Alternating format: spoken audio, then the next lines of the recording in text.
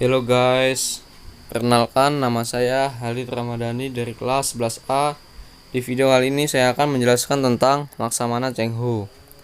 Laksamana Cheng Ho lahir di Yunan pada tahun 1371 dengan nama Ma He dari pasangan Ma Hazhi dan Wen.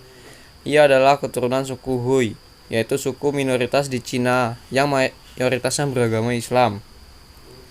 Ketika ia berusia 12 tahun, Yunan direbut oleh dinasti Ming dan para pemudanya banyak yang ditawan untuk dikebiri. Kemudian dijadikan abdi Pangeran Zudi. Berawal dari Kasim, Ma He kemudian menjadi penasihat Pangeran Zudi dan diberi marga Cheng. Sejak saat itu, ia dikenal dengan nama Cheng Ho. Setelah Pangeran Zudi berhasil merebut tahta dan berganti nama menjadi Kaisar Yongle, ia bertekad untuk mengembalikan kejayaan Cina setelah runtuhnya dinasti Mongol pada tahun 1368.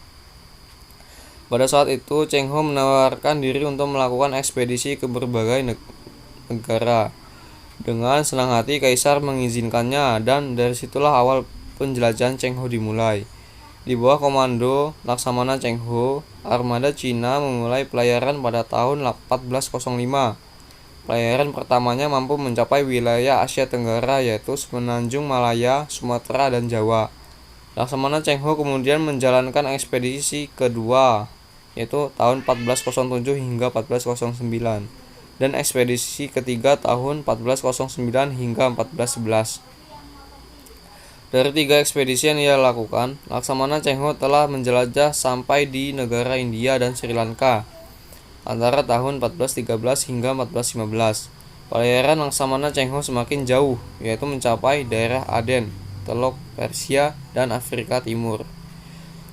Jalur ini kembali ia lewati saat menjalankan ekspedisi kelima antara tahun 1417 hingga 1419 dan keenam pada tahun 1421 hingga 1422. Dan pada pelayaran yang terakhir yaitu antara tahun 1431 hingga 1433 dan Laksamana Cheng Ho telah berhasil mencapai Laut Merah. Armada Laksamana Cheng Ho.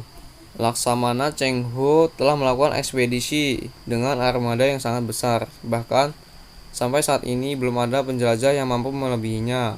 Ia berangkat dengan 27.000 anak buah yang dimuat dalam 307 kapal.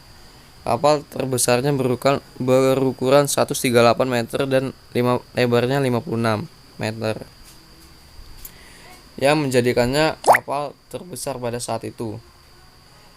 Selama berlayar, mereka membawa banyak perbekalan, bambu Cina sebagai suku cadang kapal, dan sutra untuk dijual.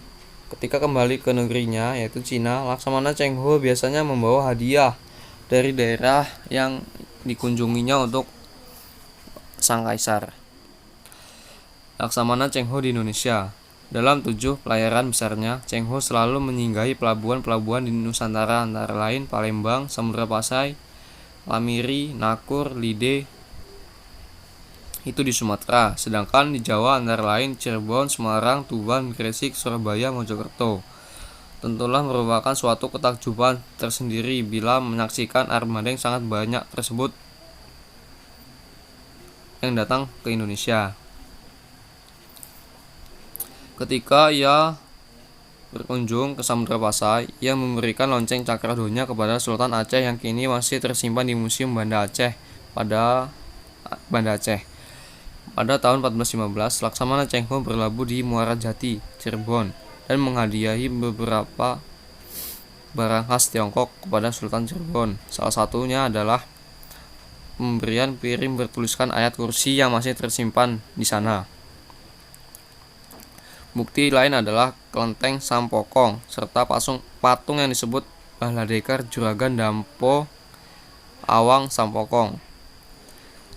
Pada masa pemerintah Raja Wikrawardhana, Laksamana Cheng Ho juga pernah mengunjungi kerajaan Majapahit. Misi utamanya adalah untuk menjalin persahabatan dengan negara lain serta menunjukkan supremasi politik negerinya. Selain itu, beberapa sejarawan menyebut bahwa Laksamana Cheng Ho juga memiliki agenda sendiri, yaitu untuk menyebarkan agama Islam. Akhir hidup Laksamana Cheng Ho. Laksamana Cheng Ho meninggal pada April 1433 di Calcutta, India. Beberapa pendapat menyebut bahwa jenazahnya dikuburkan di daerah Semarang. Hanya rambut dan pakaiannya saja yang dibawa ke Cina pada Juli 1433. Di Cina, makamnya berada di kawasan New Shaoshan, kota Nanjing. Catatan perjalanan Laksamana Cheng Ho yang terkenal akhirnya menghasilkan suatu paduan pelayaran, Shanghai's Navigation Map, yang mengubah peta navigasi dunia sampai abad ke-15. Ekspedisi yang dilakukan Laksamana Cheng Ho pun berhasil dan membuat nama Cina semakin dikenal di mata dunia. Oke, mungkin cukup sekian video dari saya. Kurang lebihnya mohon maaf. Thank you.